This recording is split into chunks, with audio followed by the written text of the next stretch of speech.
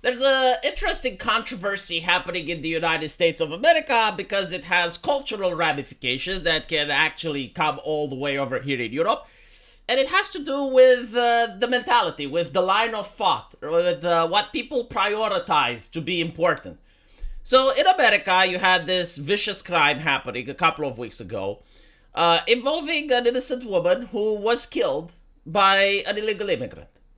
And due to Biden's open border policy, he was confronted with this. He was asked if he knows her name. He did respond to her name, but he botched it, which, again, caused even more controversy. But an interesting thing is that he said this is an illegal person. So you have Nancy Pelosi coming up a couple of hours later on a talk show, I believe. And her problem with this wasn't the crime committed. It wasn't how we can prevent this crime from happening. You know, the same talking points that would have happened if this was white supremacy, because they would immediately say, oh, well, we need to censor the internet more. Oh, well, we need to police people more, right? Like if it was white supremacy. But in this case, it seems that she had other priorities. And the priorities were to correct the president. And they were like, no, you don't say illegal, you say undocumented migrant. Now, a lot of people were upset, rightfully so, but let's put the emotions aside and actually analyze what is being done here. Why is it that she is concerned with the speech? I mean, is she careful not to insult the honor and the reputation of the criminal? And the answer is no. In order to understand this phenomenon, I will show you a very important and significant pop culture video.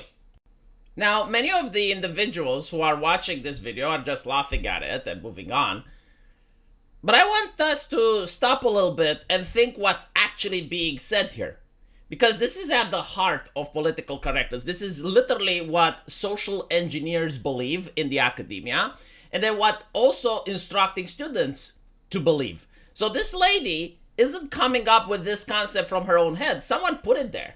And again, it takes place in the American academia. So let's see what her grievance is first. We all have our past traumas, and sometimes, you were promiscuous in the past, but now you've changed your ways, and somebody should accept you for that. I don't like to use the word should. It's one of my things, trying to eliminate that shit word, but... Why not? Should? Yeah, it's quite a common word in the vernacular. It is a very common word.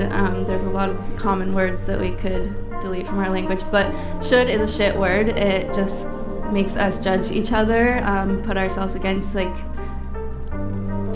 compare ourselves to each other, and then it makes us give ourselves standards that we're not really doing. We're saying that, oh, we should do this, we should do this, we should do this. It's saying you're putting yourself at failure. So I have a question. I have a question on the should thing. Yeah. If you have a child, should you feed the child? It is best looked upon to... So in order to make left-leaning ideology more attractive to young people, they're basically selling it as we can have a society, like if we do leftist magic, if we do some communist shit, we can have this society where people can live the same way our ancestors lived when we had slaves, pretty much. Like you can just sit there and do nothing, and things will be done for you, right? So the reason young people are so attracted to leftist ideology is that it promises them a life of leisure.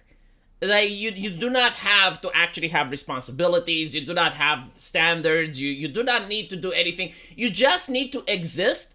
And just by existing, you need to have an army of people that will tell you how beautiful, how amazing, how strong you are, right? It's almost like being in heaven, I guess. It's like being a deity and having worshippers, right? That's how they're selling. But unfortunately, this ideology hits with reality. And in reality, you do have obligations, you do have duties, like in this case, you have to feed the child. So how do the leftists cope? Like, how do they make it so that they can create this world where they do not have obligations? And the answer is by changing the language, by changing the way people think. So in other words, she is not trying to convince the audience that she wants to live a life like a princess. Like she wants to be treated as if she's royalty and no one criticizes her, no one gives her obligations, right? Because you can't. Like, there is no rational argument in which she can justify why she should be treated like that. So what she does instead is like, okay, by removing the word should, but by making it so that people can't articulate this, they will not be able to express what's in their mind, or they will find it difficult to express what's in their mind. So I will always win a debate because this word is now banned. Now, of course, when it comes to the word should, there is no push in order to ban it. There is no, it's ridiculous. But when it comes to the word illegal and undocumented, the same principle applies. It's pretty much the same logic that goes into the head of the social engineers. They're basically saying, all right, well, how can we get open borders? Like, we can't pass the law in order to get open borders. Like people would not vote for that. Even Democrats won't vote for that. But we still want open borders for various reasons. Usually cheap labor for corporations, or to increase the number of people on the census so that Democrats get more seats. Like stuff like that. But again, like, you can't really have that debate with the public. It looks disingenuous. It doesn't make you look good on TV. So how can you convince the public to support this? And again, it's done by banning words, by changing definitions.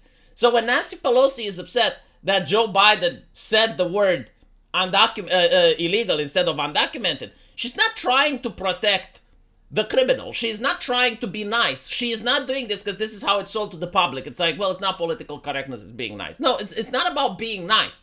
It's about trying to remove the concept from people's minds that what is going on is a crime, in order that when it happens, people shouldn't talk about it or treat it as if it's the weather, or, like, this is the actual purpose of the tone policing. It is never to be nice or to be kind or anything like that, because we already have manners, right? Like, she's not saying that Joe Biden doesn't have manners. She is basically accusing him of fucking up with their social engineering.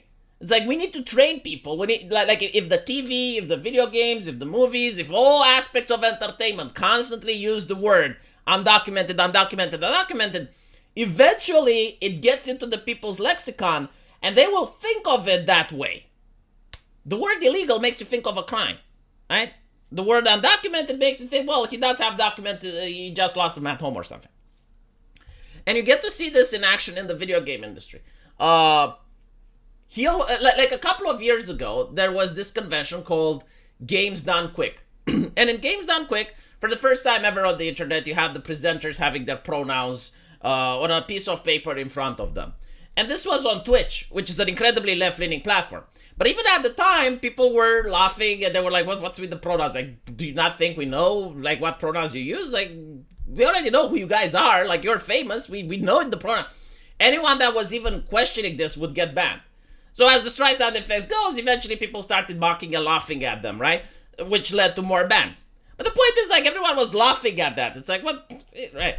However, because for the last 2 or 3 years, every single video game, every single character creator, every single entertainment normalized the use of pronouns, even if they don't use it in the game, like in Baldur's Gate or in Starfield. Like, there are pronouns, but like no one in the game actually cares about what pronouns you pick.